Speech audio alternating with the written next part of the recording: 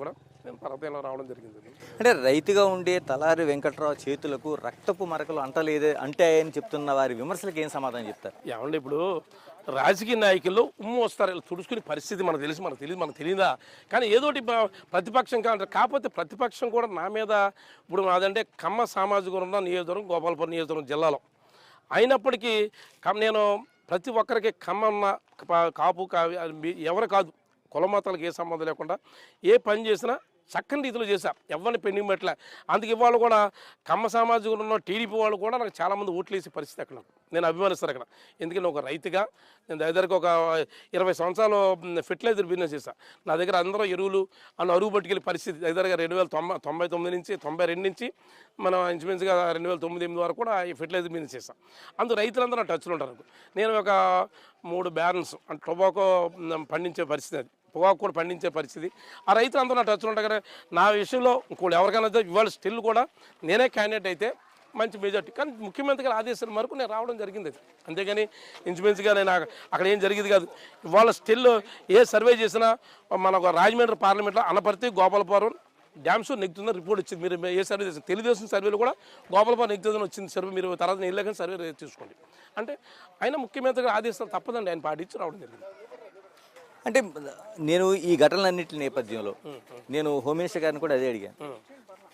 ఒక శాసనసభ్యుడిగా ఉండి ఆయన పైన ఒక చట్ట వ్యతిరేకంగా దాడులు జరిగితే ఆయనకే ఒక రక్షణ కరువు అయితే ఎలాంటి డెమోక్రసీని మనం ఊహించుకుంటున్నాం? చట్టం ఎలాంటి పని చేస్తుందని అనుకోవాలి?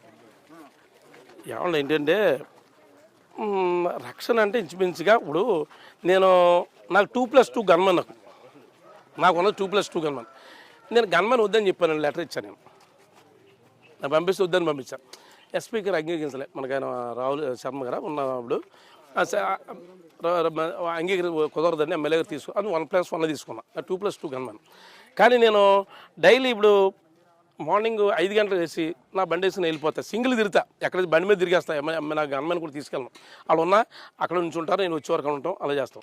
ఎందుకంటే నాకు ఫ్రీగా ఉంటాను. మన లోకల్ నేను అంత టచ్ ఎవరు మాది యాంటీ ఉండేది పరిస్థితి కాదు.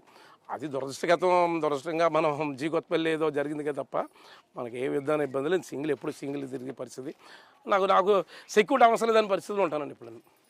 ఎలాగా ఈ ప్రతిపక్షం నుంచి కావచ్చు, ప్రధాన పార్టీ నుంచి కావచ్చు, జనసేనతో కలిపి ఒక ప్రయాణం జరుగుతుంది.